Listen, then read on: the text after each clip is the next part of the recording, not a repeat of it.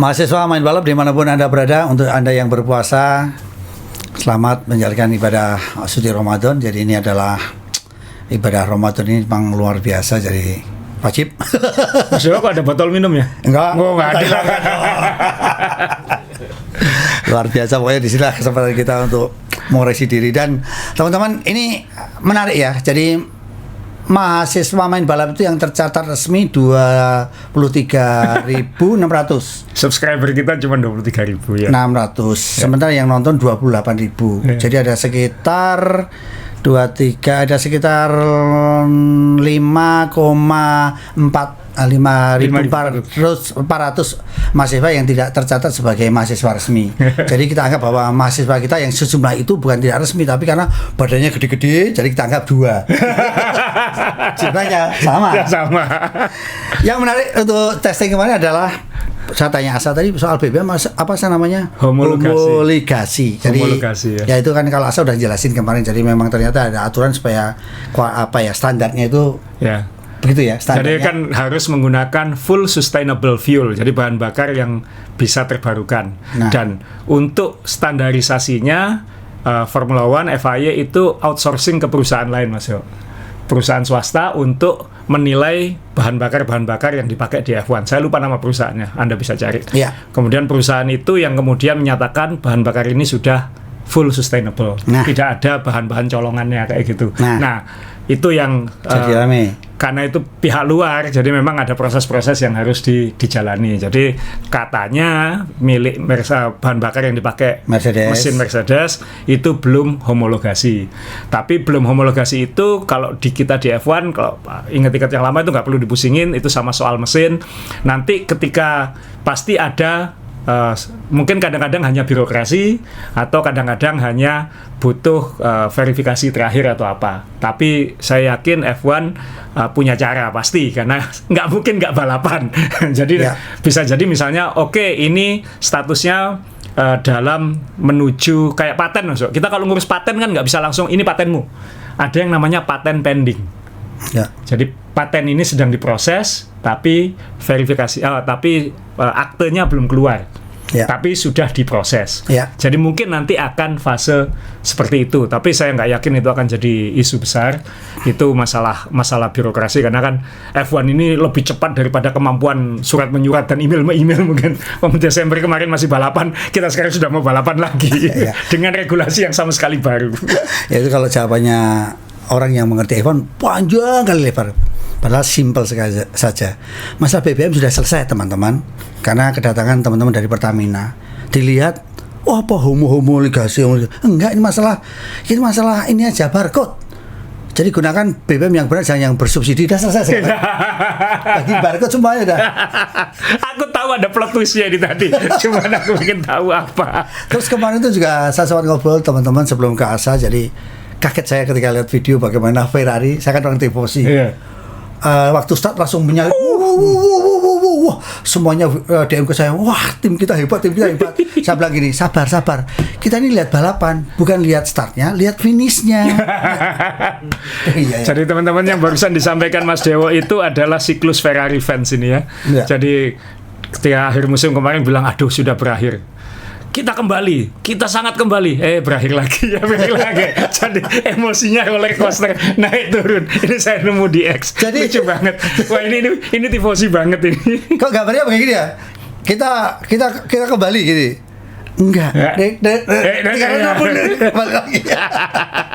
Gawat, semangat. Doa kita di bulan suci ini, wah, tembus langit, Ferrari hebat. Ayo.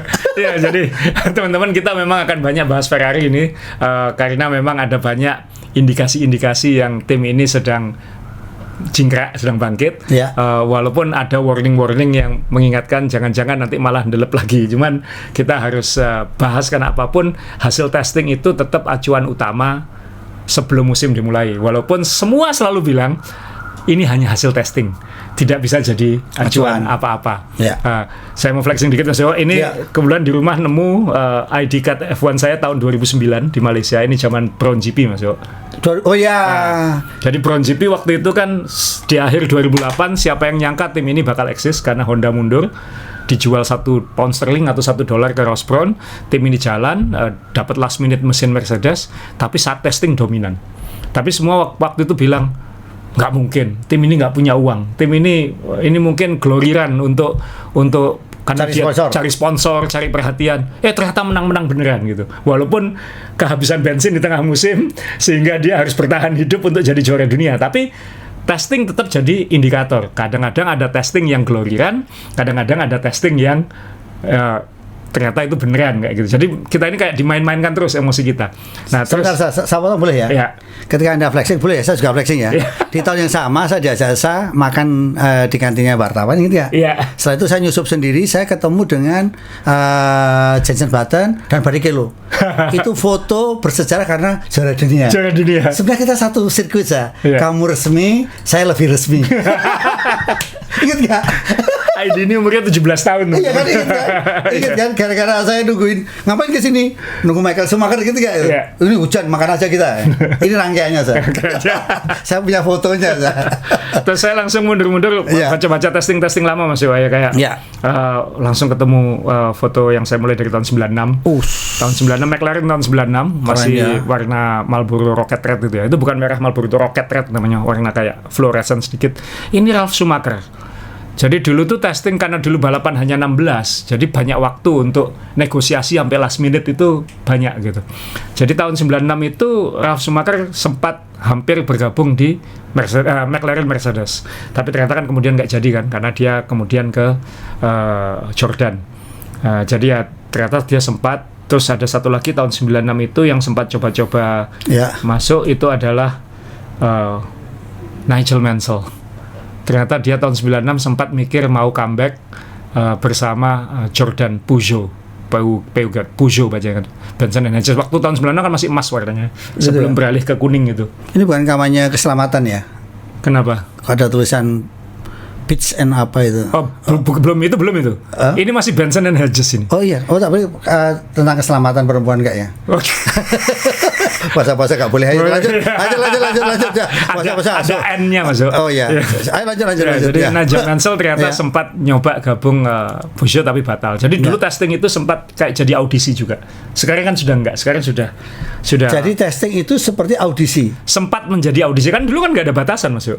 Bisa testing kapan aja, semaunya. Kalau pembalap apakah bisa juga? Misalnya saya lagi kepengen pembalap ini saya coba, masih bisa seperti itu? Masih bisa.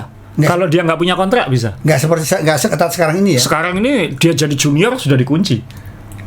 Dia sejak junior sudah, kamu nanti arahnya ke sini. Kamu sudah dikontrak sama grupnya Red Bull. Kamu nggak mungkin bisa ngetes mobil Mercedes. Apalagi sekarang tesnya juga terbatas ya. Apalagi terbatas, jadi komoditas kan Mas. Iya. Sekarang testing jadi komoditas gitu. Iya. Kalau dulu kan, coba Silverstone satu hari Nigel kamu cocok nggak kayak gitu.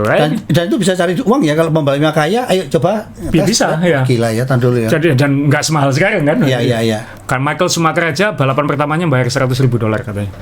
Dan ini ya Ralf Schumacher sempat ngetes tapi kemudian nggak jadi, nggak tahu kenapa. Padahal menurut saya pilihan baik kalau dia tetap di McLaren waktu itu ya. Dia pembalap Jerman dan kemudian tahun 97-98-nya kan menuju kekuatan itu. Iya. Tapi nggak jadi karena Adrian Newey belum gabung waktu itu. Nah, terus saya nemu lagi McLaren tahun 2006, which is 20 tahun yang lalu masuk Kimi Raikkonen. Ini sebenarnya sudah nggak ada Adrian Newey, tapi sisa-sisa Adrian Newey-nya masih ada masuk. Viking Wing. Iya, Viking namanya. Ya. Julukannya Viking Wing.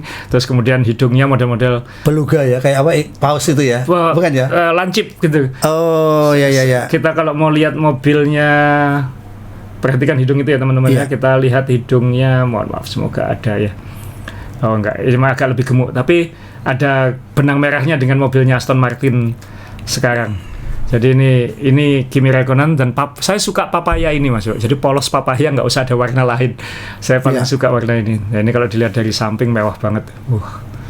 Gila ya. Keren. Jadi tahun 2006. Dan ini kan McLaren saat setelah ditinggal Newey, dia menuju kuat lagi kan, karena 2007 dia harusnya juara dunia, tapi kemudian Alonso dan Hamilton berantem. Kemudian tahun 2008 Hamilton juara dunia. Jadi ini bukan mobil yang lemah kayak gitu. Ini mobil yang menuju kuat walaupun sudah ditinggal Adrian Newey. Keren ya saya. Cakep ya maksudnya. Cakep. Ya kalau kadang-kadang kalau lihat testing lama itu, wah mobil dulu bagus-bagus ya maksudnya. F1 ini berkembang nggak sih? Atau diputer-puter aja sebenarnya? Iya, gitu. sama hal kecil Halo ini kan kadang-kadang baik untuk keselamatan, tapi kita sudah nggak bisa lihat naluri helm itu bergerak. Kita lihat kan, kiri kanan, ya kan? Dan dulu banyak sekali foto Mas Dewo. Mas Dewo saya kan pernah nyoba moto, cahayanya pas, matanya kelihatan Mas Dewo. Oh ya, susah ya, itu pakai lensa 400 dan iya, 600-an itu. Ya kalau dulu kan masih pakai perlindungan standar di samping begini. Ya ini testing zaman dulu. Ya kita kembali ke testing 2026 dan yang tercepat teman-teman Bahrain hari terakhir Charles Leclerc Ferrari. Dia sendirian hari itu, Hamilton nggak turun. 132 lap sendirian, berarti apa? Hampir 3 kali jarak lomba. Sendirian. Terus kemudian catatan waktunya hampir 1 detik lebih cepat daripada Lando Norris McLaren yang berbagi hari kalau nggak salah itu. Atau kalau enggak, ya berbagi hari dengan Piastri di bawahnya. Jadi hampir 1 detik. Kemudian Verstappen ketinggalan lebih jauh lagi. Russell Mercedes lebih jauh lagi. Setelah itu ada divisi 2 kan, Alpine, Haas, Audi, dan yang lain-lain. Semua yang di atas ini yang tampil di sesi kedua, dalam artian setelah makan siang, itu lintasannya lebih enak gitu. Yang di bawah ini rata-rata yang tampil pagi. Tapi ini saya ngambil dari Sky Sports, jadi ini bukan plagiat, saya ngopi dari mereka saja karena daripada bikin sendiri. Leclerc paling banyak. Terus kalau kita lihat jumlah lap, ini total lap, maaf. Per tim ini juga dari Sky Sport, Mercedes paling banyak Mas Jo. Jadi Mercedes di testing terakhir ini dia tidak cari waktu. Dia benar-benar dia kayaknya pede. Ada yang bilang sandbagging, tapi dia juga dan ini bedanya lagi dengan Ferrari menggunakan Leclerc mencatat waktunya pakai ban C4. Jadi soft itu ya? Yang lebih soft ya kan, paling ada C5 kan ya. Nah, Mercedes tidak pernah memakai itu, hanya C3 dan C2. McLaren juga sama. Ngefur ini ya? Sandbagging, ngefur, saya nggak tahu istilahnya apa, atau kepedean mungkin kan kita nggak tahu juga. Jadi apakah ini Ferrari Gloria nanti kita bahas, tapi soal jumlah lap memang nanti kita lihat ini Haas juga, diam-diam menghanyutkan ini nanti ya. Antara dia atau Alpine nanti yang best of the rest, lalu ya kita tahu yang ke laut adalah Aston Martin. Dan Cadillac minimal dia bisa finish walaupun paling belakang. Aston Martin ini belum tentu bisa finish. Setengah lomba aja belum tentu nanti di Melbourne. Segitunya parahnya Aston Martin ini. Terus kalau kita lihat total lap ini dari F1 datanya, McLaren paling banyak ya 817, Haas diam-diam menghanyutkan, Williams yang kejar-kejaran dengan karena nggak ikut Barcelona, Ferrari juga lumayan, Mercedes yang malah ya standar lah ini ya. Lalu ya sekali lagi Aston Martin tidak sampai separuhnya Haas ya. Itu parah banget ini. Cadillac juga, Red Bull nggak tahu, tapi Racing Bull-nya banyak. Ini kan power unitnya sama. Nah ini nanti kita akan bahas. Nah mungkin yang kita perlu bahas duluan Mas Yo, soal regulasi mesin dulu karena ini terkait dengan minggu lalu udah kita bahas bahwa ini kan ada gontok-gontok. Saya nggak menyebut gontok-gontokan, nanti kesannya bombastis, karena di F1 tidak ada gontok-gontokan, adanya adalah kompromi. Endingnya kompromi, tapi adanya adalah political war. Jadi dia pakai media atau nggoda FIA atau FOM, kemudian ada pertemuan, lalu pertemuan itu bikin pembahasan. Nah, Rabu pekan lalu, waktu hari pertama testing di Bahrain, semua yang terlibat soal mesin. Jadi ada komitenya Mas ya. Kalau kita ngomongin mesin nanti yang datang berarti perwakilan produsen mesin. Mercedes, Ferrari, Red Bull kemudian Audi. Nah, ini yang datang. Jadi bukan tim, jadi perwakilan mesin. Kemudian dengan FIA sebagai regulator dan FOM, Formula One Management, Liberty Media sebagai promotor. Mereka bertemu, terus poin utamanya adalah soal compression ratio yang beberapa minggu ini ramai soal, sampai dibilang katanya Mercedes nggak mungkin balapan di Melbourne, pasti balapan. Cuman di situ nanti yang diperdebatkan, tim-tim ini kan juga pinter, kita nggak mungkin protes, kita kelihatan bodoh kalau kita protes bilang itu ilegal, nggak, kenapa? Itu pinter ngakali. Dan Mercedes juga bilang, kita juga selalu konsultasi ke FIA kok, ini nggak apa-apa ya. Kamu ngetes, kan pertanyaan saya kalau Mas Dewo yang bikin aturan, saya akan tanya ke Mas Dewo, kamu ngeceknya gimana Mas Dewo? Mas Dewo cara ngeceknya bagaimana? Oh iya, saya misalnya di suhu rendah misalnya, itu kan sudah keputusan saya ya. Di suhu rendah saat mesin diam. Diam suhu rendah. Oke ya, begitu ya. Iya. Pasti ya. Iya. Oke. aman berarti. Nah, bahwa ketika di suhu tinggi compression ratio-nya jadi berubah dan bikin performanya menanjak, ya itu pinterku. Salahmu ngeceknya hanya begitu. Iya. Jadi kan tim-tim lain juga sadar itu. Kenapa kok aku nggak pikirin itu ya kayak gitu. Nah, akhirnya mereka yang diprotes bukan mesin itu ilegal atau tidak, karena berdasarkan pengecekan mesin itu legal. Jadi yang mereka minta adalah tolong diceknya di suhu tinggi dan di suhu rendah. Jadi penambahan KMK ini ya. Jadi nambahi aturannya ya. Undang-undangnya ditambahkan ya. Tambahin cara ngeceknya, Mas Yo. Bukan regulasinya. Regulasinya nggak diubah. Cara ngeceknya, tolong dicek saat 130 derajat Celcius dan saat ambient temperature, saat temperatur dingin, diem. Nah, dan ini mereka tahu ini tidak bisa dilakukan untuk lomba pertama. Iya. Jadi mereka mintanya untuk setelah summer break Agustus 1. Kan ada masa di mana mesin itu boleh di-upgrade setelah 6 lomba itu, Mas. Jadi dia ngambil setelah 2 periode, setelah itu baru pengecekan. Jadi kompromi tapi tetap menguntungkan Mercedes ya? Di awal musim. Nah, karena kan tim yang lain juga tahu ini kan ya kan pinternya dia, bukan karena dia curang gitu. Ya. Gini, ini sama kayak, mohon maaf saya pakai analogi sepak bola dan moga-moga tidak kontroversial kalau ini dicuplik atau tidak.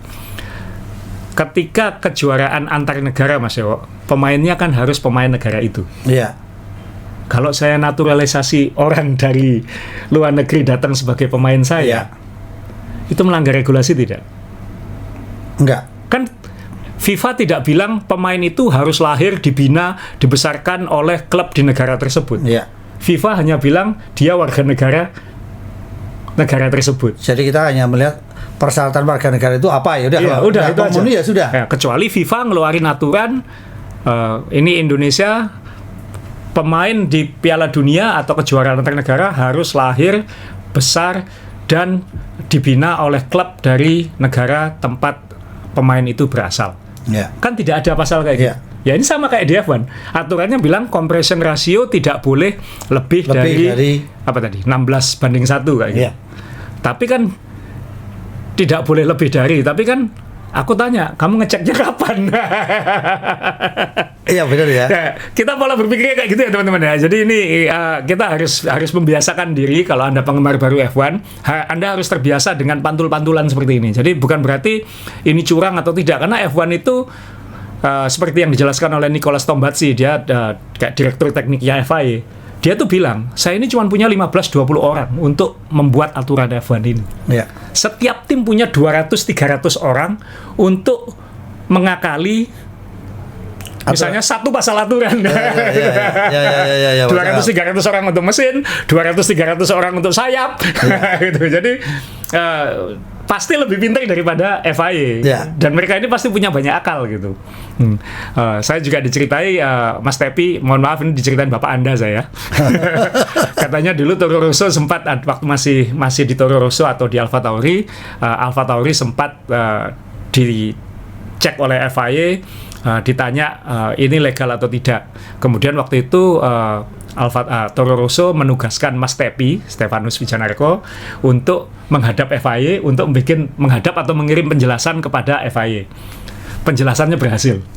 Langsung dikasih bonus katanya sama Franz Tost. Karena kamu berhasil menyiasati aturannya FIA kayak gitu ya. Itu memang kerjaannya engineeringnya F1 gitu. Jadi mereka dibayar mahal untuk bisa ini aturannya kayak gini. Ini bisa diapakan kayak gitu. Jadi memang ini tidak cerdas itu karena kita dibenturkan pada aturan yang ketat. Iya kan? Jadi tidak sekedar saya lulusan insinyur apa enggak. Jadi ada aturan gimana kamu ngakali ini. Dan ini baru satu pekerjaan loh. Ada integrated dengan pekerjaan lain enggak? Nanti ini bagus ya belakang enggak kan? Amburadul juga kan? Amburadul juga iya kan? Terus ada lagi yang unik, ini omongannya Toto Wolff, kalau teman-teman baca. Toto Wolff bilang, ini ternyata jadi keputusan ini kan kemarin dibahas, belum diputuskan teman-teman. Jadi ada e-vote namanya. Jadi mereka akan voting dalam 10 hari, berarti paling lambat weekend ini sudah harus diputuskan apakah setelah 1 Agustus cara pengecekan itu diubah. Jadi belum diputuskan. Konsensusnya begitu, tapi belum diputuskan karena tim-tim masih mungkin pulang mikir iya nggak ya kayak gitu. Karena kata Toto Wolff, ada produsen mesin yang minta justru hanya dites saat panas, tidak dites saat dingin. Jadi dites 2 kali atau dites sekali aja belum konsensus kayak gitu. Nah, Total bilang, lah kalau itu dites hanya panas, berarti dia bisa curang saat dia dingin. Iya. Iya kan? Bumerang juga ya? Ini kan bumerang juga, jadi mereka ya umpan-umpanan juga kayak gitu. Jadi yang paling adil ya dicek saat dingin dan saat panas untuk mengeliminasi potensi tidak sesuai semangat regulasi. Iya. Jadi ini penting. Nah, ini aja belum konsensus. Jadi teman-teman memang ya F1 itu, maka kenapa engineer itu harus kayak lawyer ya, karena dia harus bisa seperti ini. Iya, jadi harus lincah ngakali pasal ya. Dan ini kalau dibanding dengan zaman-zaman awal-awal tahun 2000 seketat ini kah? Oh, dulu juga ramai kan. Dulu misalnya McLaren Mercedes, dulu waktu Mercedes masih dibuat oleh Ilmor, mereka pakai bahan yang namanya aluminium beryllium, bahan eksotis yang sangat langka dan sangat bahaya gitu. Tapi kan kemudian di-ban dengan alasan cost, kemudian safety kayak gitu-gitu, karena kan itu bahan yang entah itu beracun atau apa kayak gitu. Banyak hal-hal kayak gitu itu yang jadi dari dulu sebenarnya ini hal-hal yang bukan hal yang baru di F1, karena dari dulu pun ya kenapa dulu kan apalagi dulu rumit ya Mas, ada tahun 70-an misalnya ada V12, ada flat 12, Alfa Romeo kalau nggak salah itu flat 12 kayak gini, ada V8, ada V10. Jadi sampai awal 90-an kan masih ada V12, masih ada V10, ada V8. Kemudian ada turbo lawan normally aspirated. Wah, ini kan loh, turbo harus dibatasi supaya ini nggak lewat. Wah, itu dulu kan dan nggak secanggih sekarang gitu. Jadi dulu akal-akalannya lebih banyak lagi. Apalagi zaman tahun 80-an ada yang namanya suicide engine, teman-teman. Mesin itu hanya dipakai untuk qualifying sekali, setelah itu meleduk. Dan itu nggak ada masalah. Nggak ada masalah, ya buang aja ya, nggak ada masalah. Makanya kalau kita ngomong Ferrari dominan itu wajar juga ya, karena kaya raya gitu. Duitnya paling banyak. Dan itu mesin sekarang jebol di mana bisa langsung dikirim ya malamnya. Malamnya banyak cerita kan dibawa pakai pesawat komersial, dimasukkan bagasi kayak gitu-gitu, engine blocknya segala macam. Ya itulah. F1 itu dari dulu at all cost. Dia pinter-pinteran aja kita, jangan siapa yang teriak curang paling banyak tandanya dia paling nggak pinter gitu aja. Malah kebalik ya. Kebalik ya. Jadi ya itu teman-teman soal engine. Jadi nah yang satu lagi soal prosedur start ya. Nah, ini yang tadi sudah dibahas Mas Dewo, yang tadi Lewis Hamilton tiba-tiba dari peringkat 11 ke peringkat 1, Haas langsung ke peringkat 3, satu-satunya pemakai Ferrari yang lelet ini Cadillac di belakang sini. Tapi prosedur start, sebelum kita ngomong nanti arahnya pasti ke Ferrari setelah ini. Start ini kan minggu lalu sudah kita bahas bahwa karena sekarang tidak ada lagi MGU-H, jadi mereka harus butuh waktu 10 detik, sekitar 10 detik untuk spooling turbo, tanda kutip manasi turbo lah, supaya siap gitu, karena tidak ada lagi dorongan elektriknya dari situ.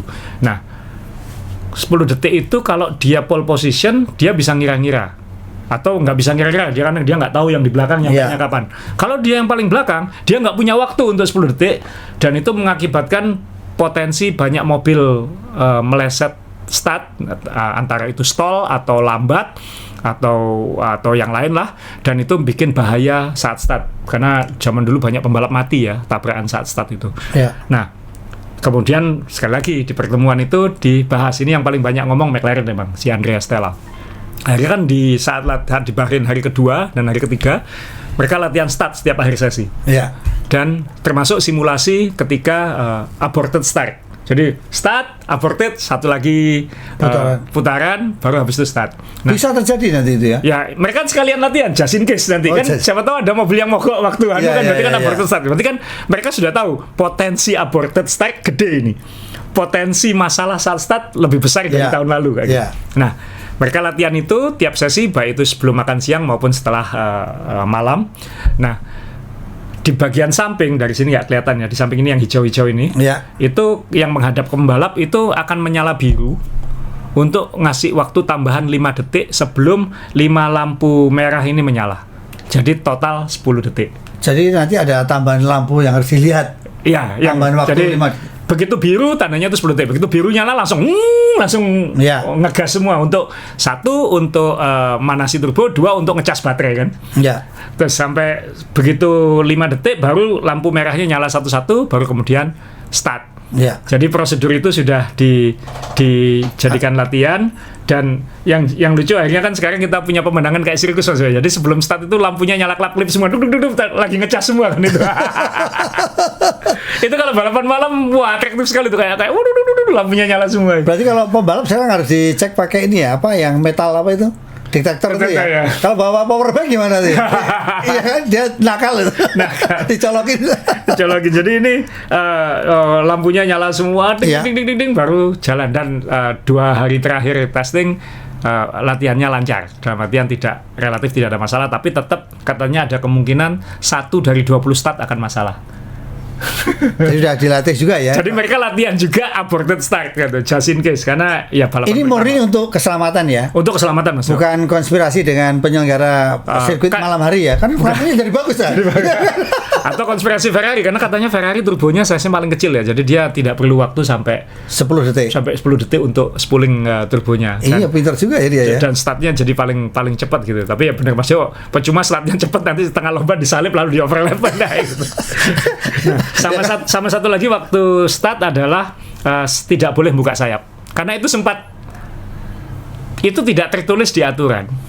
Jadi Andrea Stella menanyakan di meeting kali ini meeting tim, bilang kalau misalnya start kan boleh dong aku start sayapku aku buka lebih kencang lurusku, boleh dong.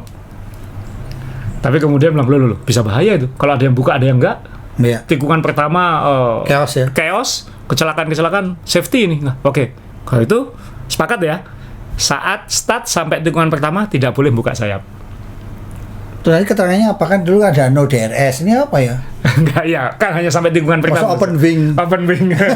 No open wing.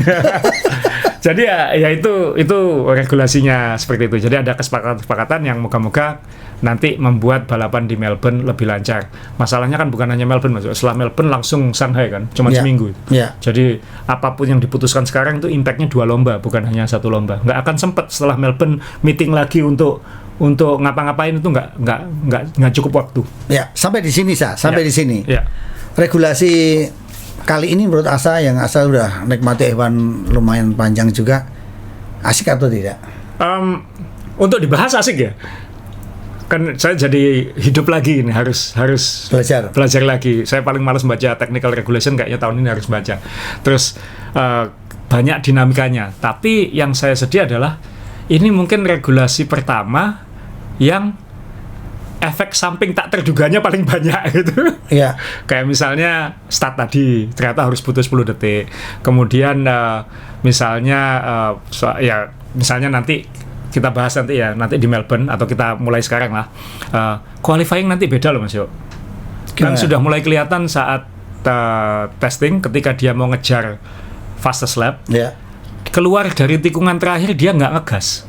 Jadi kemampuan pembalap untuk mengambil tikungan keluar dengan cepat sudah hilang. Jadi yang namanya melebar di tikungan cepat itu nggak ada, karena mereka semua conserve energi sekarang, atau nge-charge energi, karena bahasanya teknikalnya energy starve ya. Jadi kelaparan mobil-mobilnya.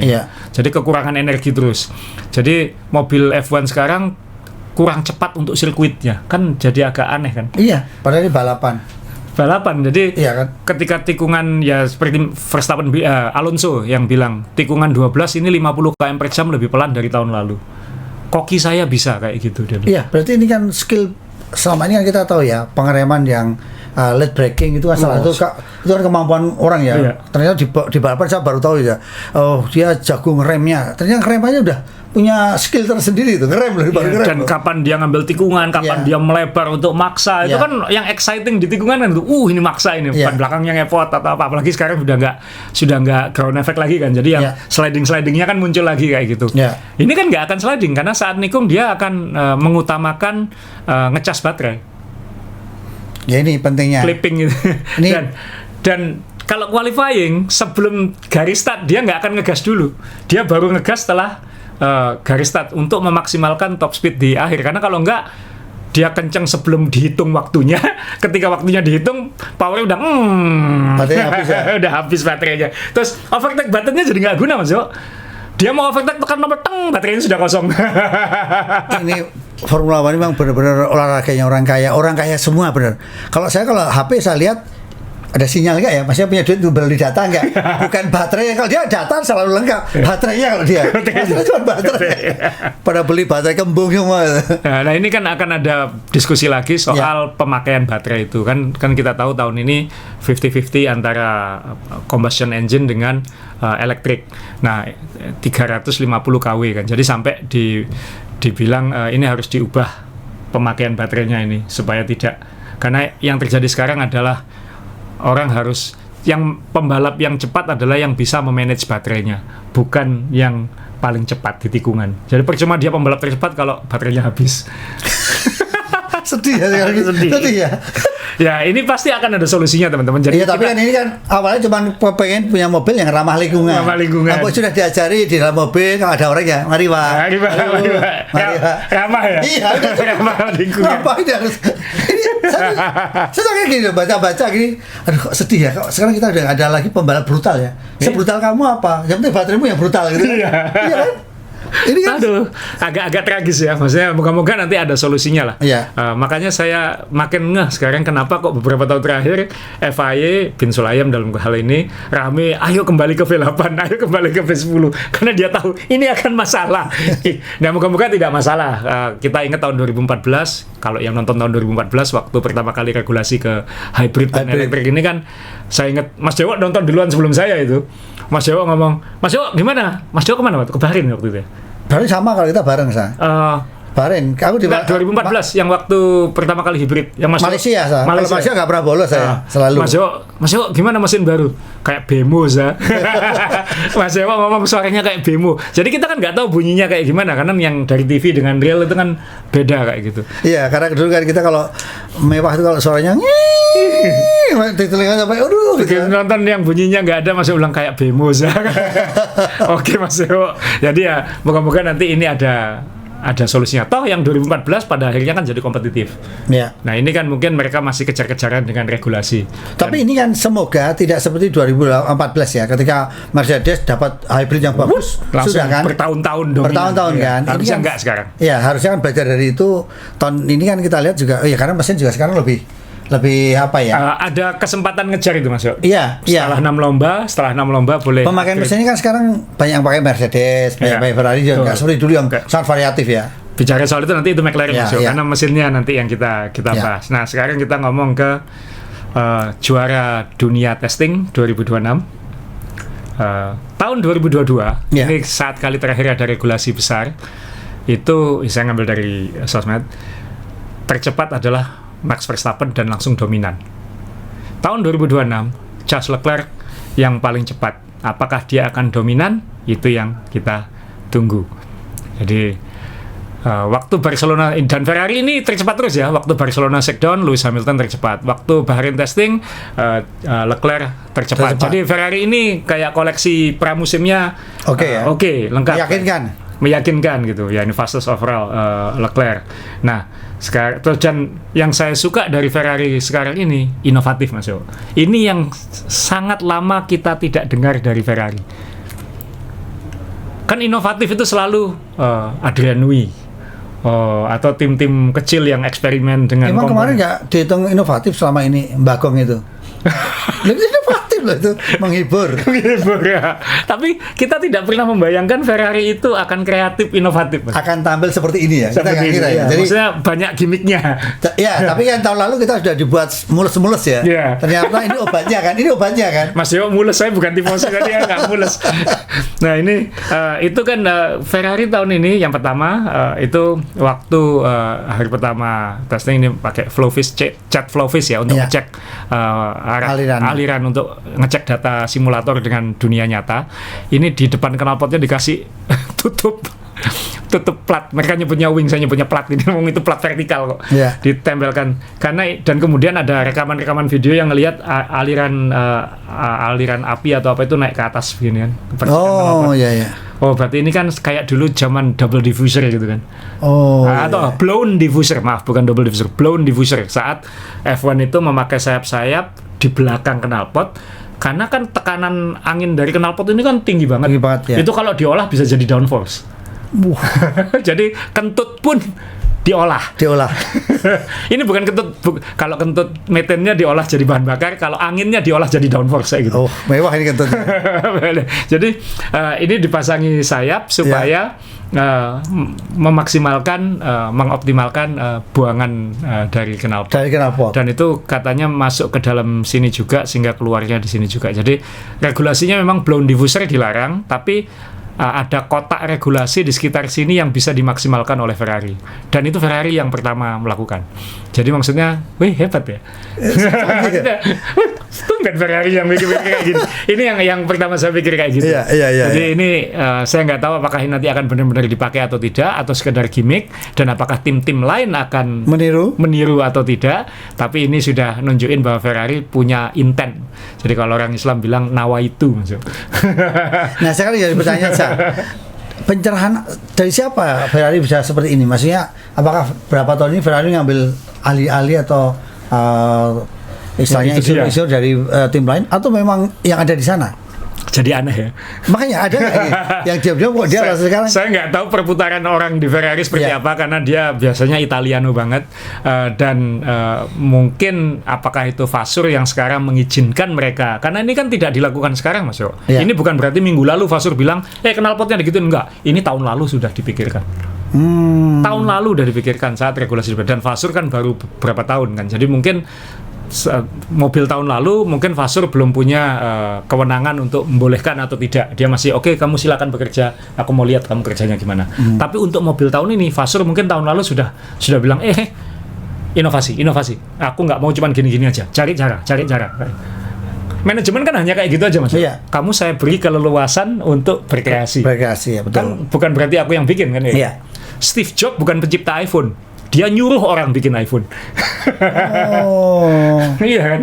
Jadi ini adalah mungkin Vassur mengizinkan. Plus Hamilton juga bilang mobil tahun lalu kan aku datang udah jadi. Untuk tahun ini aku punya input. Jadi ada DNA ku di mobil ini. Jadi Hamilton mungkin tidak ngasih tahu bikin sayap, tapi Hamilton aku pengen belakangnya lebih kayak gini. Jadi apa yang dirasakan karakternya dia dimasukkan dalam mobil itu. Dalam mobil itu. Karena mobil lalu udah jadi. Gitu. Betul. Jadi nanti aku pengennya kayak gini. Oh ya nanti engineer-nya mikir, gimana ya supaya angkanya bisa kayak gitu ya. Aku tambahin plat di belakang knalpot. Kan sekarang regulasi sekarang kan tidak boleh ada sayap di bawahnya. Jadi elemen sayap belakang ini kan hanya di atas, bawah nggak boleh. Makanya kan banyak yang ngakali dipasang ke tiangnya ini suspensi jadi sayap gitu kayak Aston Martin. Jadi ini satu cara untuk ngejar kembali angka yang hilang itu. Itu sayap belakang termasuk apakah inovasi yang luar biasa menurut Asa? Yang cukup ramai juga kan kalau kita lihat di ini ya Mas Yo. Jujur Mas Yo, waktu nonton itu pertama, ini mekaniknya salah pasang mungkin. Sempat curiga kayak gitu nggak Mas Yo? Monteng-monteng gitu ya? Iya Mas Yo. Aduh, bakong ini salah pasang sayap. Jadi ketika diputer kebalik, kan bisa aja kayak gitu Mas Yo. Saya pikir tukang stiker yang salah. Mohon maaf, ini kan kita sering misalnya remote TV, kok nggak mau nyala, baterainya kebalik kan ya gitu kan. Saya pikir tukang stiker yang salah. Tukang stikernya kebalik. Kadang kan masa F1 nggak dipikir logonya kebalik kan ya gitu. Iya kan. Jangan-jangan ini sayapnya kebalik. Tapi ternyata kan nggak, itu dia benar-benar eksperimen dengan ini kan. Dan itu kan ya Ferrari. Maksudnya semoga bahwa kamu mau mikirin hal-hal yang aneh-aneh itu sudah bukan kayak Ferrari. Iya. Sudah bukan kayak Ferrari Mas Yo. Karena gini kalau saya nonton MotoGP ya, sempat saya kaget ya. Kalau kita ngomong aero itu kan selalu di Formula One itu. Tapi ketika Ducati dengan sebetulnya saya banyak sekali motor apa gitu. Tapi ternyata semua niru gitu kan. Berarti kan memang ya aero dibutuhkan juga kan gitu. Walaupun nanti pro kontra ya. Iya, MotoGP kayaknya 2027 akan hilang kembali semua lagi kumis-kumis itu ya, karena untuk motor itu agak aneh lah. Karena kan masa motor nggak bisa nyalip sekarang? Karena efek samping aero adalah tidak bisa nyalip kan Mas, karena saking lengketnya jadi tidak bisa keluar jalur dan lain-lain itu. Jadi itu untuk MotoGP, tapi untuk F1 itu kan memang hidupnya dengan aerodinamika. Dari dulu ya, karena memang mau untuk ngakali untuk mencapai waktu tercepat ya cuman itu kan. Cuman itu gitu. Karena kan tidak bisa menggunakan pembalapnya untuk gini-gini. Itu kan ya, mengambil tikungan itu.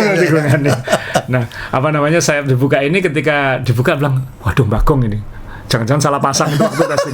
Ternyata enggak, memang itu niat mereka. Walaupun kan nggak dipakai lagi setelah itu hanya dicoba kayak gitu. Tapi bukan tidak mungkin itu akan dipakai di balap-balap tertentu.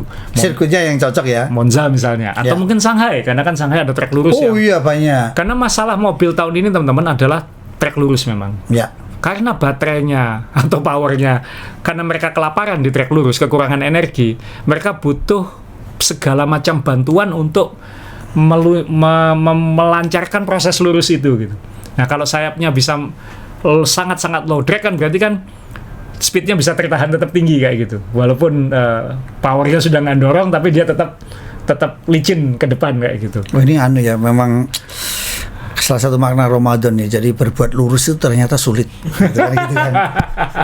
Dari tadi itu saya ngomong gitu. Sudah ditunda berapa lama ya?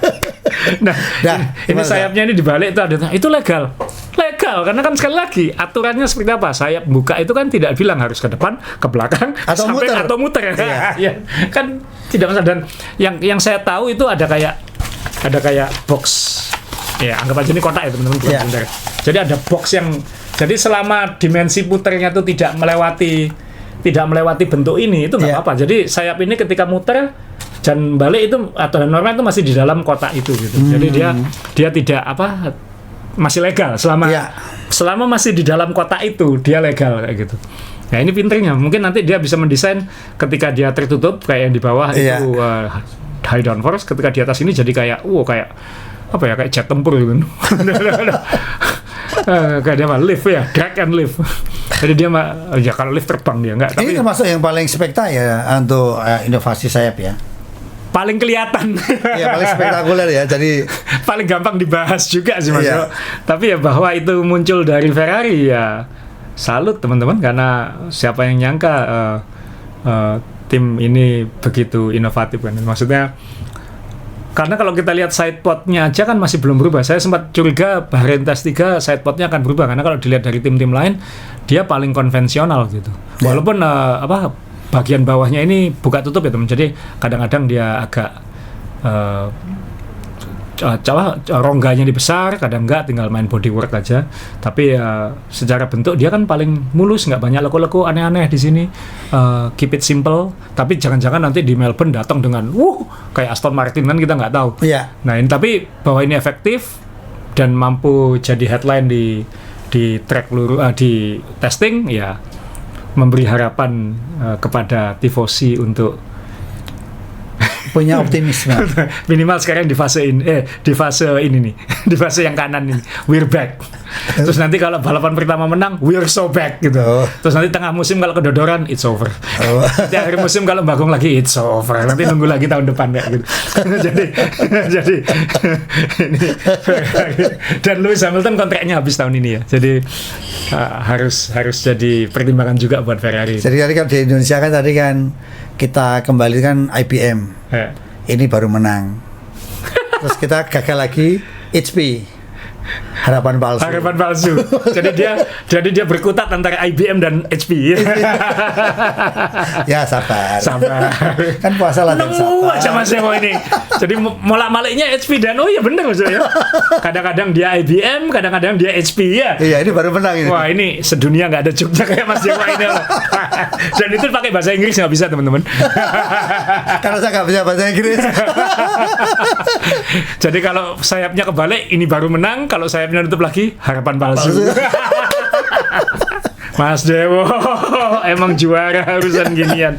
Nah, oke, Ferrari teman-teman. Jadi teman-teman, menurut teman-teman Ferrari akan gimana? Apakah IBM atau HP? Silakan komen di bawah. Jadi nanti akan ada kubu Ferrari IBM dan kubu Ferrari HP. Iya, ini baru menyenangkan. Wah, ini luar biasa, ini baru lagi ya teman-teman ya. Baru lagi, ini yang nggak dipunyai podcast lain teman-teman. Out of the box, saya lulusan UGM asli ini. Asli. Ya. Oke, sekarang kita ke Mercedes ya. Mercedes dulu, Mercedes ya. Mercedes karena kan kita udah ketutup ya, rasanya kok Ferrari kok dasar gitu. Nah, saya juga pengen tahu Mercedes kayak apa gitu. Mercedes ya.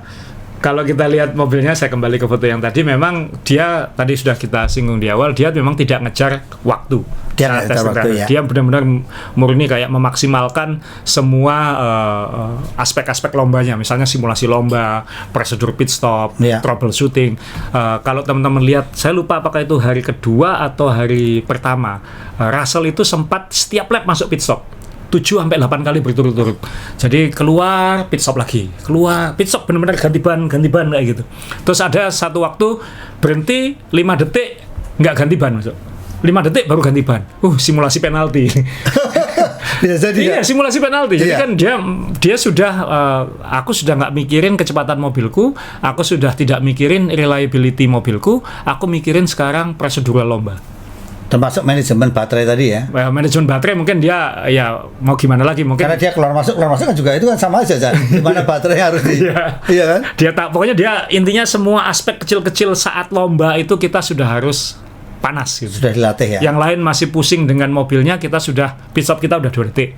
Atau misalnya kalau ada apa-apa saat pit stop kita sudah tahu harus ganti, termasuk latihan ganti sayap kan masuk. Iya. Karena ganti sayap sekarang kan nggak kayak dulu. Kalau dulu kan hanya sayapnya aja hardware. Sekarang ada konektor-konektor antara hidrolik atau elektronik untuk buka tutup sayapnya itu kan. Iya, jadi kayak colokan-colokannya harus pas, harus presisi itu ya. Tetap cepat kok. Tetap cepat. Nggak perlu cari kabel disambung-sambungin. Langsung copot, plug, tak jalan. Dah gitu. Gila ya merancangnya itu. Kan banyak koneksi elektronik sekarang ya. Seperti dulu kan. Nah itulah mereka pasti akan mikirin caranya. Jadi kita nggak usah pusing gitu. Kita nggak usah ngeributin. Mereka yang pusing dan mereka dibayar mahal untuk pusing kayak gitu. Karena kita cukup membayar ke Benchspot ya. Iya, kita cukup bayar Benchspot. Ya moga-moga nanti video masih ada lagi ya kayak gitu. Oh video ya.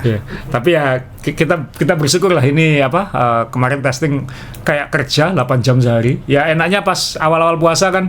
Jadi kayak ngabuburitnya nontonin F1 nontonin testing sampai nunggu jam buka. Nah ini Mercedes, jadi fotonya memang ketika ngerem di tikungan 10, tapi secara overall mereka masih jadi unggulan. Jadi kalau disuruh ngeranking, saya mungkin Mercedes masih di atas Ferrari. Simply karena Ferrari catatan waktu terbaiknya pakai ban C4 itu aja. Mercedes tidak memakai ban itu. Jadi apakah itu sandbagging, apakah itu strategi, ya kita lihat hasilnya saat lomba kan kayak gitu. Nah, kelemahannya Mercedes masih di start Mas Yo. Jadi percuma pole position kalau startnya keambil 2-3 mobil kan kayak gitu. Karena itu dia kehilangan kesempatan untuk mendikte strategi. Dia harus menyesuaikan diri dengan yang mimpin lomba. Jadi kutipannya, saya ngambil kutipan penuh karena saya harus membiasakan teman-teman penggemar F1 untuk membaca kutipan itu secara utuh, tidak ngambil cuplikannya lalu diheboh-hebohin. Itu era sosmed itu jeleknya di situ. Jadi, ini gini. Padahal kalau diambil kutipan utuhnya itu nggak kayak gitu. Jadi saya akan membiasakan untuk ngambil kutipan utuh. Ini saya ambil dari The Race. Jadi Russell ini kan Mercedes ini kan merendah terus Mas. Kamu unggulan enggak itu lebih cepat. Nah itu kan kayak umpan-umpanan api itu. Dia bilang untuk menang, ini Russell ya, untuk menang kita juga harus start dengan baik, get off the line, makanya start dengan baik. Dan 2 start yang saya coba saat latihan, saat simulasi start, itu dua-duanya lebih jelek daripada start terburuk saya di Formula 1. Jadi ini apa problem yang seperti yang Asa bilang bahwa Ferrari turbonya lebih kecil itu? Jadi cara menggunakan power unitnya kan Mas. Mungkin Ferrari ketika tahap konsep membuatnya itu dia langsung mikir apa yang harus kita kejar? Akselerasi bagus, top speed bagus, kemudian energy management atau apa? Start juga harus bagus. Gimana caranya supaya start bagus? Kalau ada yang aturan baru ini, waduh turbonya butuh waktu ini. Kita bikin turbonya lebih kecil supaya tidak lama. Jadi start kita pasti lebih baik dari yang lain gitu. Nah, dalam tahap brainstorming konsepsi itu mungkin Mercedes kelupaan soal efek start. Iya. Mungkin dia, wah kita berhasil menemukan mengakali compression ratio, begitu start, aduh lupa aku soal start, gitu kan bisa aja. Ini kan kita ngomong dampak yang baru ketahuan saat mobil di lintasan kan. Dicoba langsung ya. Dicoba langsung ya. Ya prosedurnya tidak segamblang yang saya perumpamakan tadi, tapi kurang lebih kan pola berpikirnya kan bisa aja kayak gitu. Nah ini mungkin PR, jadi Mercedes masih punya PR soal start. Tapi kalau start ini dia bisa dibereskan, ya jangan kaget kalau dia akan mendikte dominan, mendikte lomba itu. Jadi kalaupun ada kelemahan Mercedes ya hanya itu saja. Ya. Dan ada satu lagi juga ditanya kenapa nggak pakai ban C4 di Bahrain, dia bilang kalau balapan di Bahrain loh kita nggak pernah pakai C4. Samanya gitu. Iya. Oh iya benar juga. Bahrain kan kasar ke ban. Iya jadi ngapain latihan pakai C4 di Bahrain kita nggak pakai C4. Jadi ya memang tujuan semula adalah glory run tadi ya. Jadi kayaknya ya, makanya kan ya itu untuk memastikan para tifosi kakinya tetap menginjak bumi maksudnya. Iya. Jangan kan mengawang-awang jatuhnya malah lebih sakit nanti ya gitu. supaya siklus IBM dan HP-nya tadi tidak terlalu ekstrim kan. Ada lagi tuh Mercedes atau kita bisa pindah ke yang berikutnya penantangnya McLaren dan Red Bull saya bingung ini antara Red Bull duluan atau McLaren duluan. Kenapa ini? Siapa yang lebih unggul gitu? Kalau kita ranking kan tadi kita bahas Ferrari duluan, tapi saya merasa Mercedes lebih siap unggul. Ya, tapi dua yang berikut ini masih tanda tanya gitu. Ya mungkin kita bahas dari Red Bull dulu ya karena apapun ada Max Verstappen di situ. Ya ini sekali lagi ini hajar pakai sistem segala macam rig ini untuk konfirmasi aerodinamika. Tapi yang jelas tim ini kita tidak perlu lagi mempertanyakan power unitnya karena dari tahun lalu yang kita katakan mereka bikin mesin sendiri loh ya. Mereka bikin mesin sendiri loh ya, tapi ternyata mesin mereka kan oke gitu. Kenapa? Karena mereka ngambil engineer terbaik dari Mercedes yang dilepas Honda saat Honda mundur. Jadi ya ini produk-produk orang yang sama. Kurang lebih seperti itu. Yang itu nanti kita bahas Aston Martin akan merasakan dampaknya di sana kayak gitu. Nah ini jadi kita nggak perlu khawatirkan dan walaupun tidak mencolok di Bahrain tes 2, tapi di tes 1 Mercedes sudah bilang bahwa untuk deployment baterai, untuk memaksimalkan penggunaan baterai, sekarang Red Bull paling unggul dia bilang. Karena top speed-nya atau kalaupun bukan top speed tapi kayak rata-rata speed di trek lurus kan top speed itu di ujung atau di tengah atau di mana lah, tapi rata-rata speed itu maksudnya menghitung termasuk akselerasinya sampai ketika baterainya ngowos itu sampai ketika baterainya habis itu, ini dia paling bagus sehingga dia bisa katanya sampai 1 detik lebih cepat hanya di trek lurus. Dan itu kalau benar itu akan jadi senjata luar biasa untuk lomba kan Masuk. Kan nyalipnya di trek lurus nggak ditikung. Kecuali Monaco ya. Kecuali Monaco ya. Itu tapi gampang ngisi baterai terus itu tukang semua. Sebenarnya nggak juga Mas, karena karena tapi jarang ngerem dia ya. Jadi baterai itu kayak ngecas nggak kayak gitu. Nah dia paling jago, tapi kan Monaco cuma 1 dari 24. Ada Las Vegas, ada Baku, Singapura, ada China, ada Monza yang lurus-lurusnya. Nanti zaman sialnya cuma di Monaco dan Singapura aja nanti.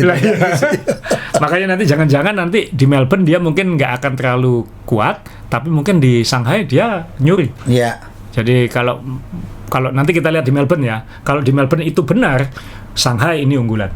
Karena dia bisa menggunakan baterai kelebihannya deployment baterainya paling jago, dan itu tentunya nanti sepanjang musim teman-teman kita akan selalu membicarakan Max Verstappen.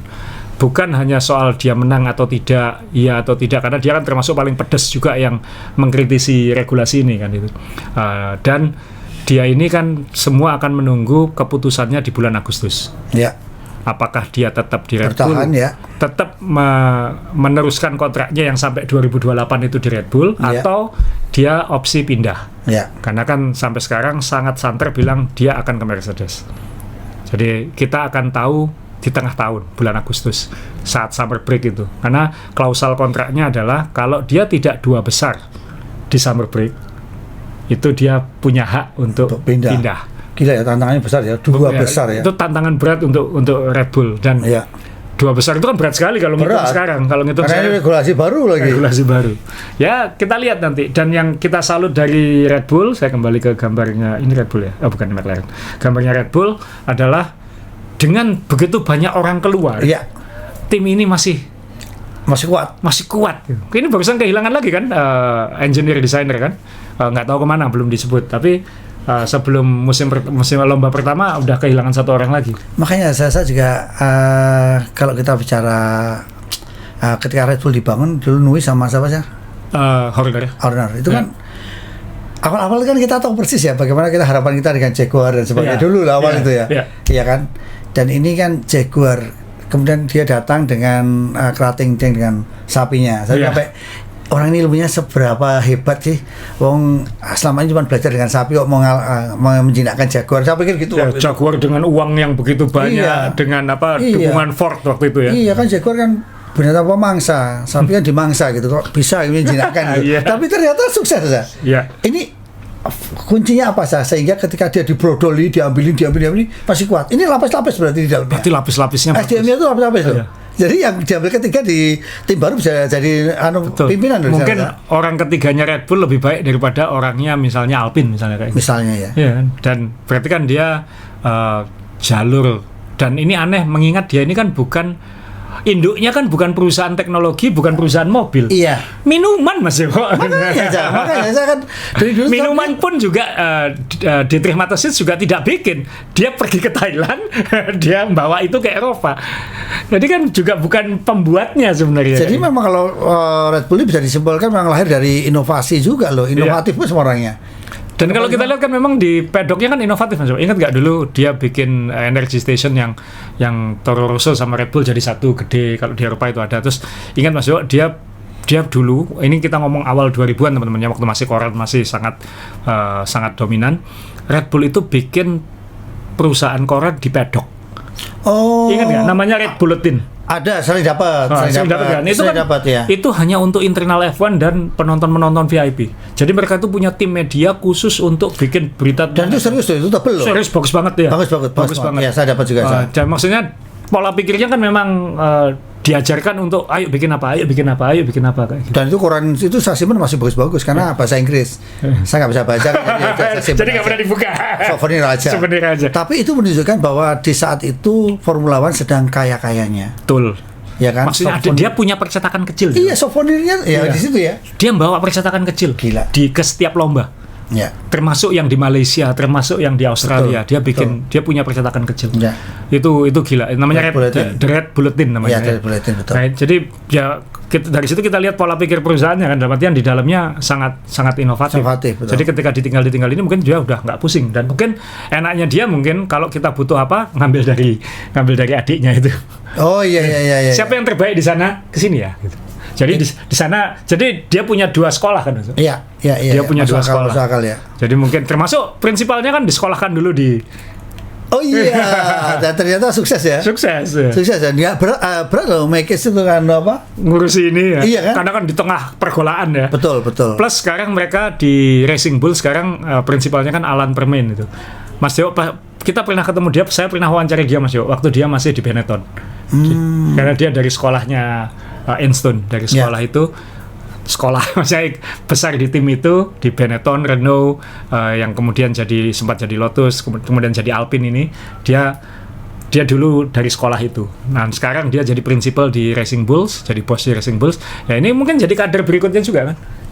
Ya. Jadi disekolahkan di situ dulu, dinaikkan kayak pembalapnya gitu. Jadi ya dia punya talent pool, dia punya banyak channel untuk rekrutmen, tidak harus bajak dari luar kayak gitu. Betul. Jadi ya itu apapun Red Bull. Dan itu sudah sevisi pasti ya, karena satu. Satu sekolah ya. Satu visi. Satu sekolah. Jadi ketika kepalanya diambil kayak nggak masalah gitu.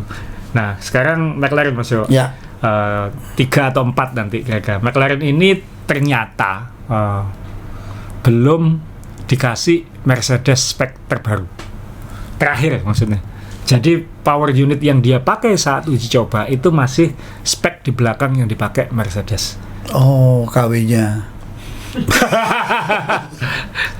Karena mungkin waktunya terlalu mepet ya, jadi dia juga masih konsentrasi dia sendiri ya. Jadi ini ada 2 kita ada ini siap, kamu pakai dulu Alpine, McLaren, Williams kamu pakai yang ini, kita coba yang ini, tapi nanti ketika Melbourne kita semua pakai yang sama kayak gitu. Tapi ini kalau lihat dari, karena aturannya harus memberikan yang sama ya. Oh gitu, aturannya sudah ada ya. Sudah ada ya. Karena kalau lihat dari semua mobil yang tampil, kalau menurut saya ini paling menjanjikan dan paling optimis kalau saya. Kenapa? Udah pede pakai nomor 1 dia. Ya kan juara dunia Mas. Juara dunia. Saya pikir dia pede pasti nomor 1 saya. Iya, nomor 1 dan single kan. Iya. Putus lagi sama pacarnya. Ya, apa problemnya McLaren? Kalau dibilang problem, apakah tadi termasuk problem Mas? Dia belum dapat power unit yang baru. Tapi kalau kita bicara ketika sama-sama dibandingkan ketika memakai mesin yang sama, tes sebelumnya bagaimana? Belum kan, untuk regulasi baru dia belum dapat yang baru sama sekali. Oh ya, ini juga. Iya. Ini juga pengaruh juga karena kita tidak tahu ya, kalau yang mendesain Mercedes kan Mercedes sudah tahu mesinnya seperti ini, nanti aeronya tim aero mendesain kayak apa. Iya. Ini kan semua teman-teman yang lain kan kayak coba-coba. Ya dikasih gambarnya tapi kan nggak tahu presisinya kayak. Presisinya nggak tahu betul. Dikasih tahu dimensinya tapi betul. Tidak dikasih tahu seperti apa. Bisa positif bisa negatif ya menurut saya teman. Kalau pengalaman dari yang dulu-dulu misalnya testing dengan mesin yang berbeda walaupun hanya selisih 5% atau 10%, itu satu dia sudah terbiasa mengoptimalkan performance dengan power unit yang ini. Ya. Ketika lomba nanti, ketika dia dapat power unit yang lebih powerful misalnya, kan itu bisa berubah Mas. Betul. Sayapnya ternyata 1 derajat berkurang, ya, atau bertambah. Ya. Kemudian deployment baterainya seperti ini. Ya. Berarti akselerasinya seperti ini. Ya. Berarti data bannya, keausan bannya sedikit berubah. Ya. Ya itu moga-moga dalam 1 praktis 2 praktis sudah bisa efeknya kayak gini. Ya karena karakter ya, ini karakter yang baru dia tahu mesinnya karakternya seperti ini, kita belum. Ya dia pasti sudah mensimulasikan, tapi kan real world-nya kan baru tahunya saat di Melbourne. Nah itu bisa positif bisa negatif.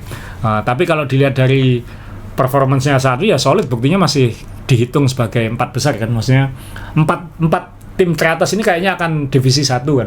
Banyak yang bilang ini kayak beda liga lagi kayak dulu gitu. Jadi sambil menunggu konvergensi, ini 4 ini akan memisahkan diri dulu, yang lain butuh waktu untuk mengejar ya, betul. Nah, itu yang dianukan McLaren. Tapi bahwa dia bisa seperti ini, ya Piastri juga ini sekarang kan PR-nya di Piastri pasti, karena kan Norris kan, makanya dulu dari 2 tahun lalu ya, atau tahun lalu dan 2 tahun lalu kan saya bilang Norris, Piastri kalau mau juara dunia harus diambil itu, karena belum tentu tahun depan dapat kesempatan lagi, karena belum tentu tahun depan mobilmu bisa seperti pabrikan kayak gitu.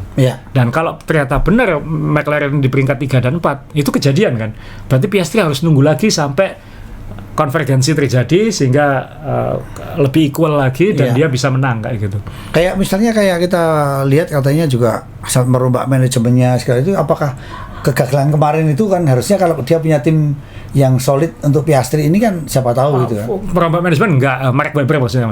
Mark Webber kan manajernya dia. Mark Webber ini katanya tidak akan lagi day to day dengan Piastri seperti musim lalu. Maksudnya tidak akan datang di setiap lomba. Dia akan, alasannya Webber akan lebih mikirin komersialisasi Piastri di luar lomba. Dan itu masuk akal mengingat Piastri kan profilnya sekarang naik Mas Yo. Dulu kan dia hanya pembalap muda yang jadi penantang. Nah sekarang dia kan punya nilai komersial gitu. Dan itu berarti kan ke iklan, promosi, bisnis potensi kolaborasi bisnis kan, dia sekarang punya uang untuk investasi segala macam kan, berarti dia harus ada orang yang mikirin itu. Sedangkan balapannya sekarang kan nggak kayak dulu Mas. Dulu kan hanya 16 lomba. 2 minggu sekali, 3 minggu sekali kayak gitu. Jarang banget yang seminggu sekali kan. Nah tahun ini kan 24 lomba. Ini aja testing 2 minggu berturut-turut, libur seminggu, langsung balapan Melbourne. Habis itu balapan lagi di China. Nah jadi mungkin kalau dari sisi manajemen ya masuk akal juga, mungkin Webber, Piastri ini potensi muncul. Manajer kan tugasnya bukan hanya untuk bikin kamu juara dunia. Manajer kan tugasnya juga bikin kamu lebih kaya. Kamu dan saya lebih kaya. Kamu dan saya lebih kaya. Ada sayanya ini kan ya. Saya lebih kaya. Jadi si Webber pasti akan pintumu sudah terbuka ini, pintu komersialmu sudah terbuka. Jadi aku akan fokus ke sana.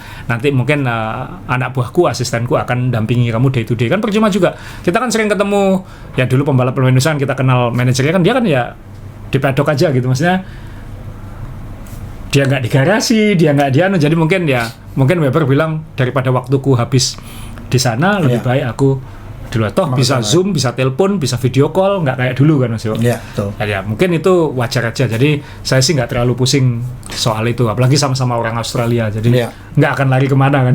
Ya, saya pikir memang lempar bumerang selesai. Kesempatan harusnya kemarin harus menang, makanya timnya kurang apa nah gitu. Oke, sekarang kita ke tim papan tengah Mas Yo. Papan tengah ya saya. Papan tengah ini yang mau pilih yang mana Mas Yo? ini yang saya tampilin Haas, Williams sama Racing Bull. Tapi mungkin Mas Yo, mungkin kalau saya ke papan tengah kok saya kok malah Aston Martin ya. Loh iya serius. Maksudnya papan tengah kan? Ini mau ngomong langsung Aston Martin atau papan tengah dulu? Ini papan tengah kan? Iya. Ya Aston Martin tengah galau dia. Tengah galau. Banyak antara dua teman-teman ya, antara Alpine. Nah, Alpine ini kalau kita lihat mobilnya konvensional banget. Betul. Tapi dia pakai power unit Mercedes dan Gasly solid banget. Jadi tim ini tahun lalu kan dia juru kunci. Jadi Flavio Briatore pasti bilang tahun depan jangan aneh-aneh, yang penting solid. Jadi tidak harus misalnya kalau kita berbagai elemen yang kita kejar, target yang kita kejar ini tidak harus 10 semua. Pokoknya 78 cukup gitu ya. Poin ya. Kita memperbaiki diri kayak gitu. Nah, jadi mereka langkahnya seperti itu dan lumayan solid. Colapinto, Gasly selalu di tengah-tengah lah. Maksudnya tengah-tengah itu maksudnya yang kan yang di luar 4 besar itu agak ketinggalan gap sekitar 1 detik. Tapi yang di atas itu selalu antara Alpine atau Haas. Iya. Jadi ya mungkin Alpine atau mungkin Haas yang ambil dari yang tengah ini. Iya. Haas ini apa ini? Oh ini Racing Bull juga. Ini William. Wah ini yang bermasalah tadi. Jadi kita ngambil Haas. Jadi kalau saya pun mungkin Haas ini kan juga Toyota banget kan Mas Yo. Betul. Jadi yang teman-teman yang tahu karakter mobil Toyota di jalanan itu kan tidak spektakuler, tidak ekstrim, but it will get you there. Maksudnya tidak akan aneh-aneh gitu. Maksudnya dipakai sehari-hari sangat oke, harga sangat oke, dijual lagi sangat oke. Dan yang penting orang Indonesia apa? Purna jual. Lah iya tuh dijual lagi juga oke. Jadi kalau kita benar-benar mau safe itu Toyota gitu. Nah ini Haas ini Toyota banget sekarang. Ya dia memang TCR udah di funding oleh Toyota. Jadi dia antara Alpine dan Haas ini nanti yang di papan tengah yang banyak bicara ya. Minimal di awal musim gitu. Yang satu pakai Mercedes, yang ini pakai Ferrari. Mas Dewa yang mana? Masih beda ke Haas saya. Haas ya? Ya. Kenapa? Tahun lalu kita lihat Alpine ini kan baru lagi bangun lagi ya. Iya. Dan pembalapnya kan lebih jelas ini. Ocon dengan Berman lebih teruji daripada Gasly-nya teruji. Colapintonya yang collab. Latihan start aja hampir nabrak tembok. Namanya collab. Collab. Iya. Namanya. Jadi ini Haas, baru nanti di belakangnya baru muncul Racing Bulls. Ini jadi kelihatan aneh ya. Dia paling besar sendiri lubangnya. Makanya mungkin ini dijadikan eksperimennya Red Bull. Mungkin bisa jadi. Nah, kemudian yang berikutnya Williams enggak kayaknya. Kayaknya Audi akan saya nggak ada Audi. Aduh sayang. Kayaknya Audi akan di atas. Jadi Haas atau Alpine, Racing Bull, Audi baru kemudian Williams. Williams karena Williams kan agak ketinggalan, mobilnya masih overweight. Jadi termasuk kata James Walsh, dia bilang dia masih butuh beberapa lomba untuk diet, untuk ngurangi bobot mobilnya. Jadi Melbourne dan Australia pasti nggak nututi kan, karena kan apa yang dibawa ke Melbourne pasti dibawa ke Shanghai. Jadi nggak mungkin ada upgrade di Shanghai kecuali hal-hal kecil-kecil. Baru setelah itu kan ada break 2 minggu baru Jepang ya. Baru Jepang. Nah itu mungkin nanti ada kemungkinan upgrade, dan setelah Jepang ketika kembali ke Timur Tengah itu mungkin baru ada upgrade lagi. Tapi William mungkin masih akan agak ketinggalan. Padahal tahun lalu juga salah satu yang mengganggu. 5 besar Jo. Peringkat 5. Duitnya lagi banyak ini. Iya. Cuman ya mungkin ya tadi sistem proses di perusahaannya masih belum belum rapi. Belum pintar menggunakan uang, dunia banyak terus akhirnya overweight. Itu kan salah. Salah ya. Iya, harus tetap dijaga dong. Iya, makanya kebanyakan dia dia harus puasa ini ya. Apalagi puasa. Harus puasa. Ya itu papan tengah kita ulas singkat karena memang nggak ada yang spektakuler ya. Yang memang paling tragis sekarang ya terus terang memang adalah Aston Martin, kita mulai dari mana? Ya langsung dari Alonso. Ini gearboxnya katanya jebol. Jadi teman-teman, Aston Martin ini ternyata PR-nya lebih banyak dari yang dibayangkan. Walaupun punya Nui ya. Satu, dia bisa bikin mobil, tapi sekarang harus dengan cara Nui. Kemudian dia selama ini selalu pakai power unit Mercedes yang bisa diandalkan. Yeah. Juara dunia kan dengan McLaren. Tapi dia harus pindah ke Honda. Bukan harus pindah, kesempatan pindah ke Honda karena itu jadi pabrikannya Honda. Tapi Hondanya ternyata tidak seperti Hondanya di Red Bull. Karena ketika Honda dulu memutuskan untuk pindah, itu engineering-nya sudah pada pindah. Nanti saya akan cerita soal ini yang mungkin terjadi di Toyota dulu saat di F1 dan Honda berkali-kali keluar masuk F1 itu. Terus kemudian ini mereka kali pertama bikin gearbox masuk. Bikin sendiri? Iya, karena sebelumnya pakai gearboxnya Mercedes.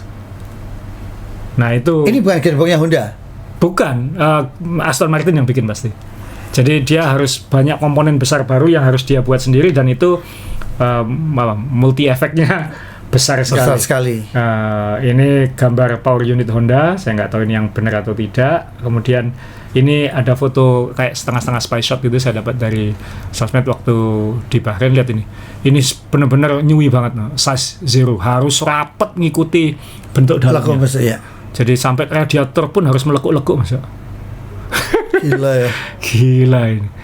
Ekstrim sekali emang Adrian Newey ini. Dan ini mungkin shock juga ya karena Honda terakhir di Mercedes di McLaren tahun 2015 kan juga diminta bikin size zero itu kan. Bukan Adrian Newey itu tapi suruh bikin size zero dan itu bermasalah gitu. Dan ini power unitnya begitu ramping.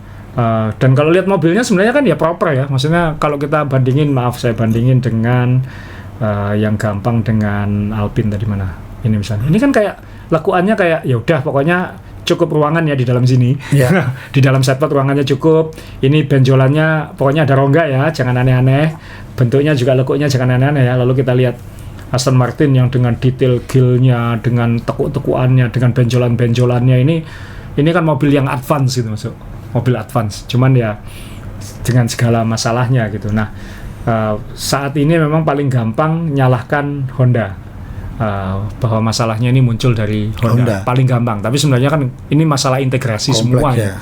Ini masalahan lah, cari chemistry semua lini gitu ya, sasis ya, gearbox ya, power unit, belum lagi elektriknya segala macam. Jadi ini belajar ketika Honda dengan McLaren, dengan Honda dengan Red Bull ya. Di mana dapat kliknya itu di Red Bull ya. Ya sudah matang timnya kan. Nah, Honda ini saya baca artikelnya Gary Anderson. Gary Anderson itu dulu desainernya Jordan waktu mobil Jordannya masih Michael Schumacher itu, kemudian Barrichello yang mobilnya cakep-cakep itu, termasuk Benson Hedges itu.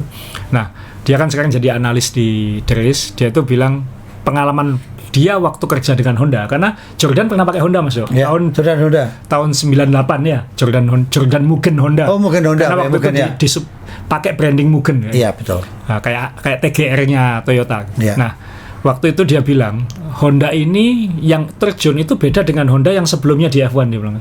Jadi karena ini perusahaan besar, dia selalu menerjunkan engineer berbakatnya yang masih muda-muda untuk ke proyek baru ini.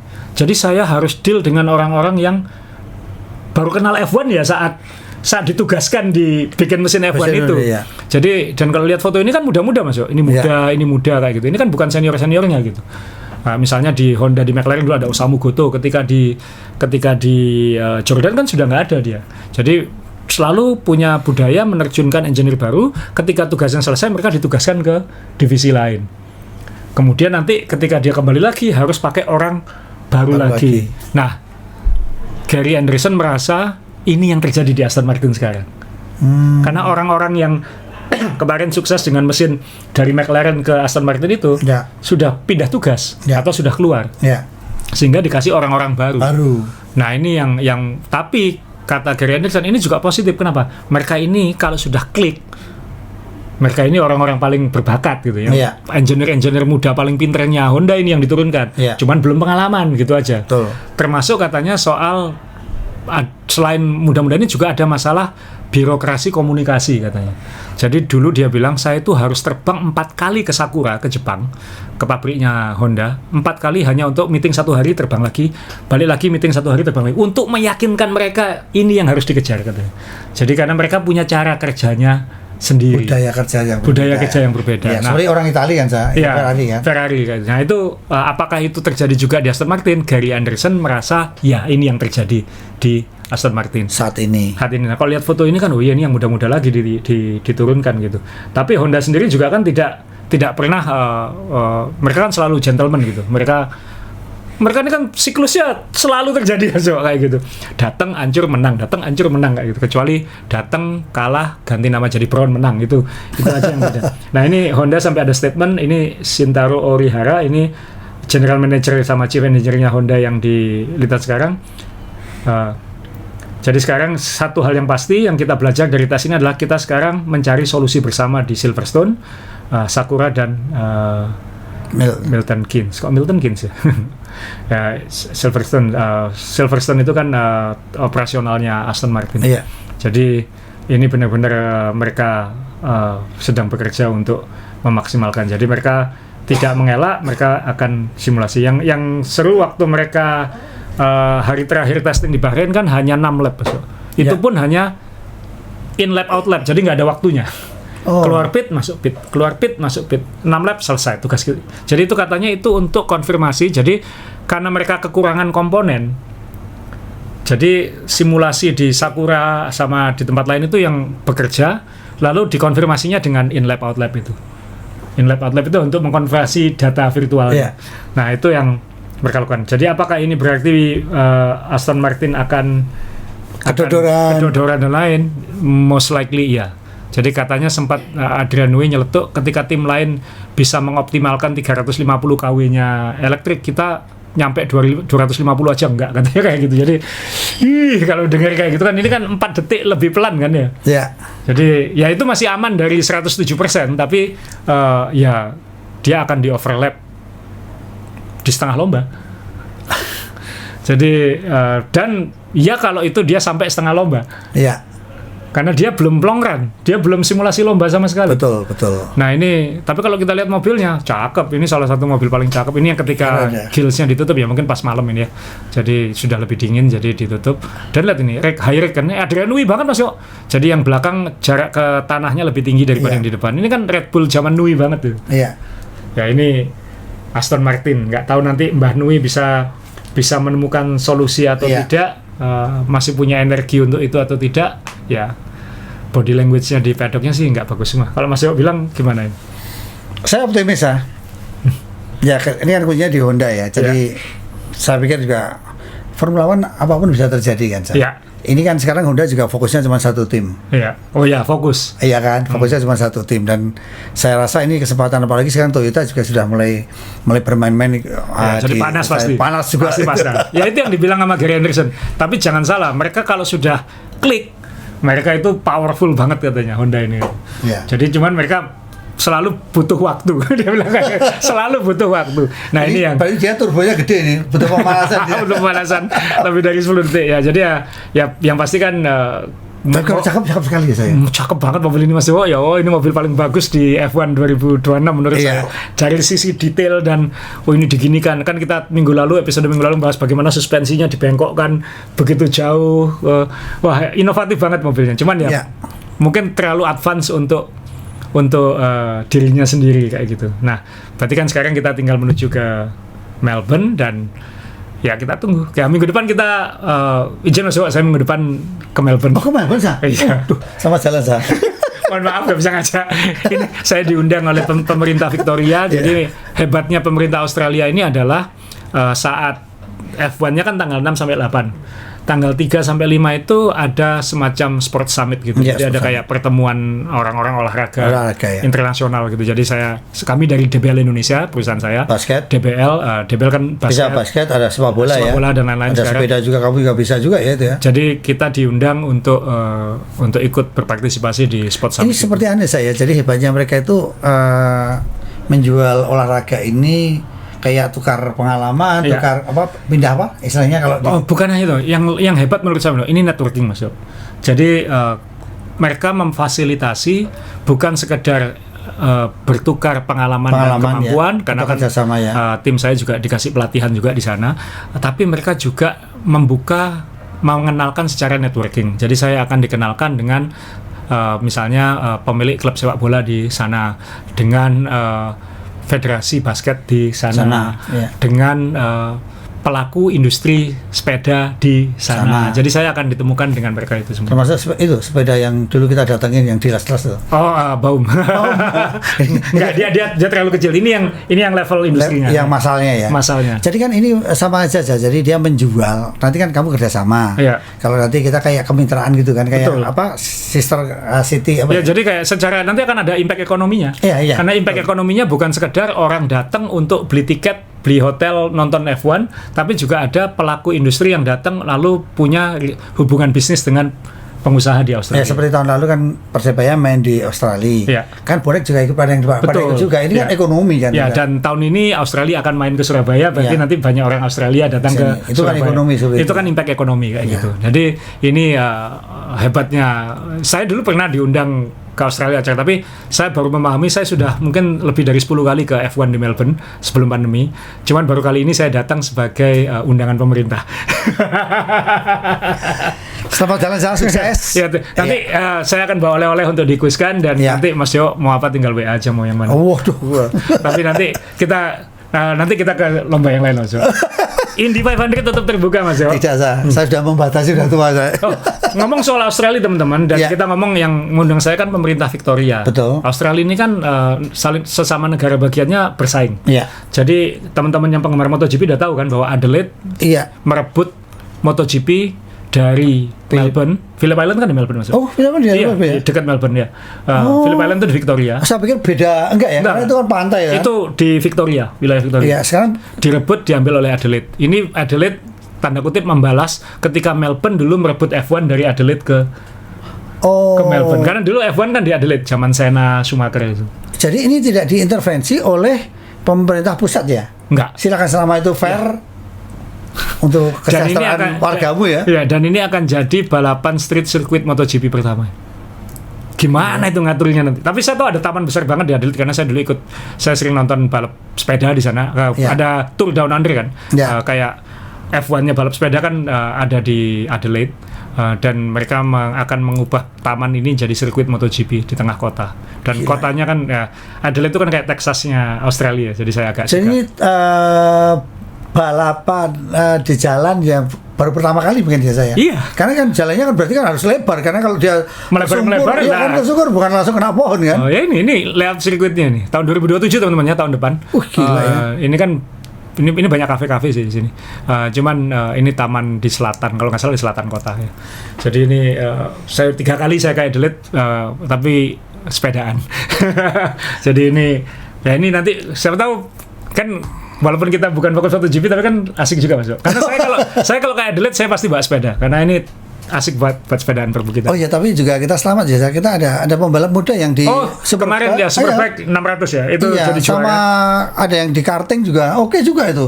Ya, moga-moga nanti makin banyak orang Indonesia lah. Ya. Nah, ini soal kekhawatiran menghadapi masalah-masalah. Ya. Ini saya ngambil dari Dres. Ini Stefano Domenicali, CEO-nya F1, background-nya teknis ya dulu di Ferrari.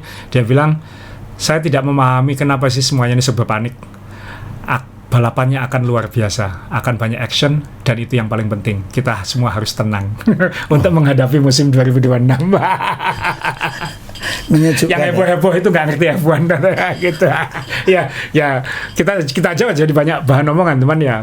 Dari kacamata F1, aduh tenang, ini kita akan intinya gini, kita akan selesaikan masalah-masalahnya. Mau punya uang kok. Jadi yang menarik dari Evan kesimpulannya adalah ketika ada ini ada kejujuran. Kalau ada satu kebijakan yang salah, cepat dicari solusi. Ketika itu merugikan, segera diganti. Ini yang menarik ya. Cepat keputusannya. Cepat ya. Jadi nggak ada yang gantung-gantung, ada yang dirugikan sampai bertele-tele, nggak ada. Ya. Asik ya kalau punya kayak gini.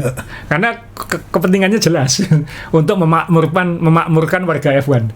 Betul. Dalam tanda kutip tim-tim yang kaya semua. Betul. Ya kan tujuannya semua peserta F1 ini kaya, kayak gitu aja kan. Selama tujuannya memakmurkan, keputusan harus cepat dibuat. Gila, dalam itu. Dalam. Ini maaf ya, ini kalau dibawa kemana-mana, tepi jurang semua. Tapi yang jelas ini kan enggak tepi jurang. Tapi kan kita ngambil positifnya aja. Karena kita memimpikan. Memimpikan. Ya seperti orang tadi itu yang ngomong kalem ya. Kalau ada apa-apa saya ngatur gitu. Saya ngatur. Tenang, kamu akan enjoy.